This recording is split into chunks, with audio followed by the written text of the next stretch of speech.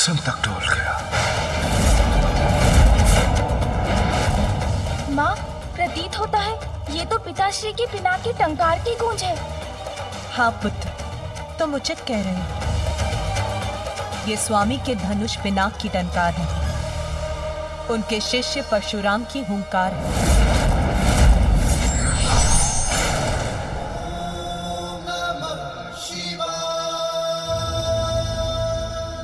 हाँ पुत्र, उन राजाओं के विरुद्ध जो अपनी शक्ति का दुरुपयोग करते हैं, क्योंकि अब धर्म की शक्ति परशुराम का रूप लेकर उन अधर्मी राजाओं का सर्वनाश करेगी।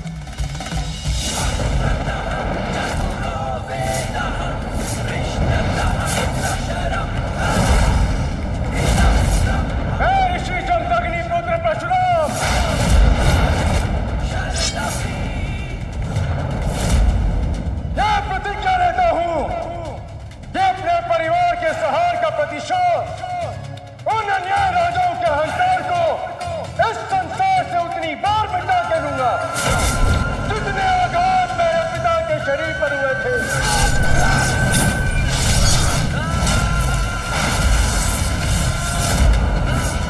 और इस कार्य का प्रारंभ तुम्हारा रथ बहा के करूंगा कार्तिवीर अर्जुन। आक्रमण के लिए तैयार हो जाओ सैनिकों, और मुख्य द्वार को खोलना मत। तुम्हारा द्वार पर तुम्हारा काल तुम्हारी प्रतीक्षा कर रहा है कार्तिवीर अर्जुन।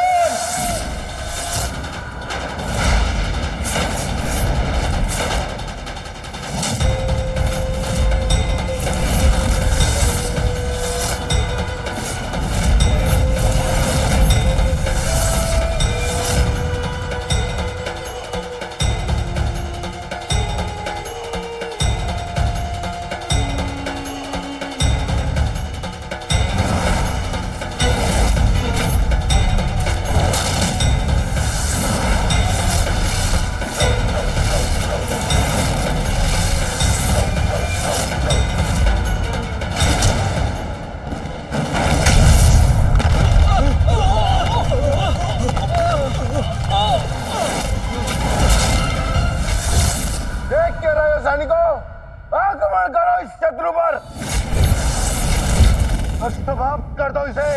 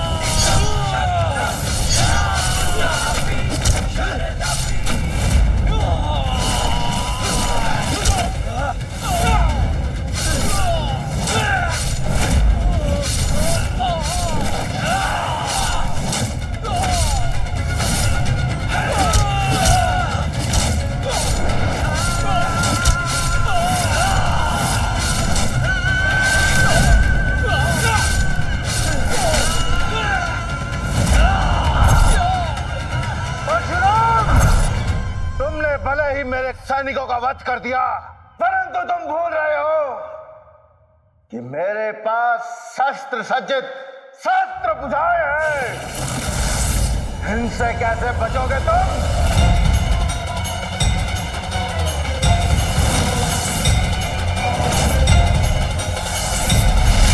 तुम्हारी सहस्त्र बुझाएं भी तुम्हारी सेना के समान शीघ्र ही तुम्हारा साथ छोड़ देंगे कार्तिवीर्य अर्जुन।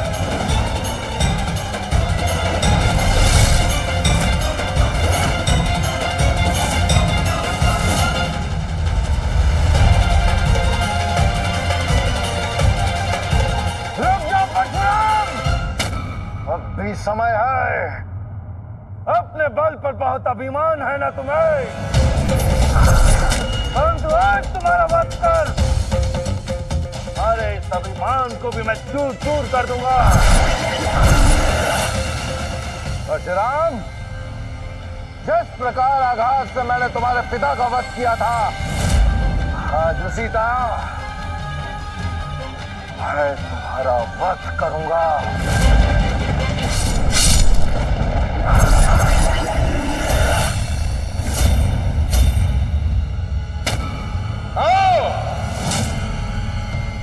कार्तिवीर्य अर्जुन, दिखाओ मुझे अपनी सहस्त्र भुजाओं का बल। हमारे इन सहस्त्र भुजाओं को भी मैं उसी प्रकार से शत विशत कर दूंगा कार्तिवीर्य, जिस प्रकार तुम्हारे योद्धाओं का किया।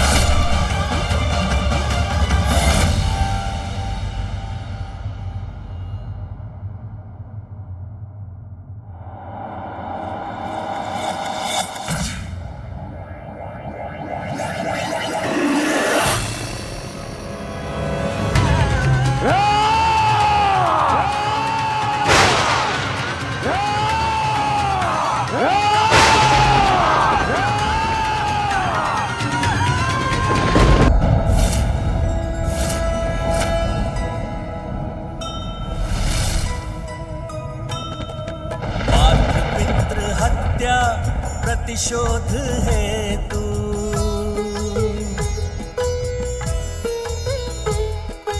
अन्यायी नृप अंत करे प्रभु परशु।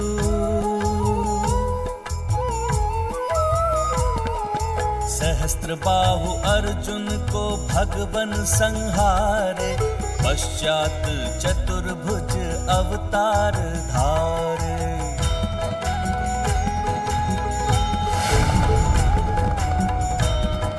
अहंकार का घड़ा जब भर जाता है तो वो अहंकारी का विनाश बनकर छलकता है।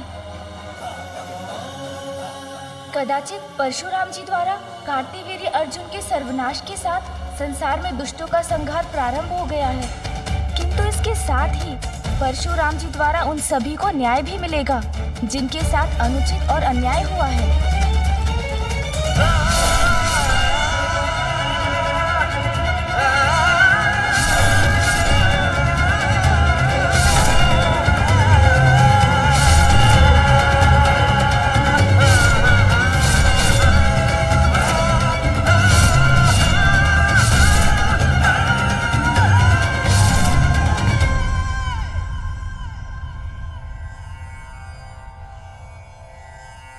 क्या हुआ पुत्र? माँ, परशुराम जी के प्रति शोध की अग्नि तो अभी भी धधक रही है।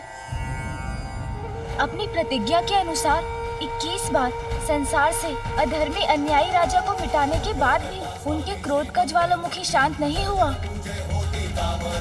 पिताश्री, अब आपको उन्हें शांत कर रोकना ही होगा,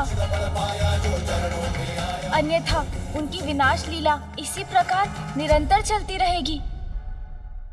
अब तो ऋषि कश्यप ही परशुराम को शांत कर सकते हैं।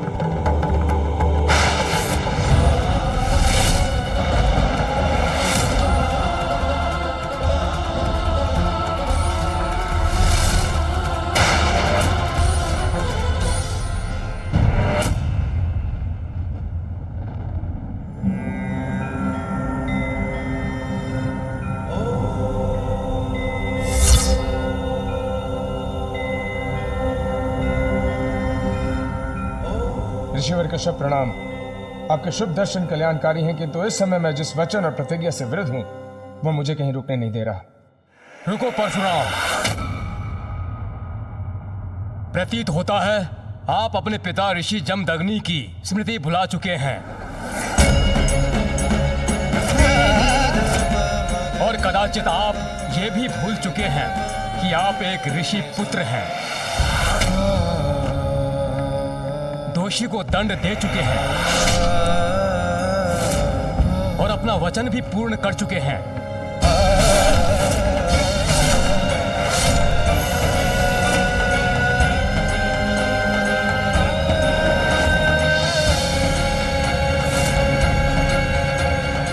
आपका प्रतिशोध तो कभी का पूर्ण हो चुका है और अब क्रोध के आवेश में सभी सीमाएं लांघ चुके हैं आप। क्या यही ऋषि धर्म है? क्या यह हिंसा की अधिकता ऋषि जमदग्नि के पुत्र को शोभा देती है परशुराम? क्या यह आपके पिता की स्मृति के प्रति अन्याय नहीं, जो कोई अन्यायी राजा नहीं स्वयं उनके पुत्र कर रहे हैं? जैसे इस बाहरी युद्ध का अंत किया आपने, उसी प्रकार अपने भीतर चल रहे युद्ध को भी शांत कीजिए परशुराम जी।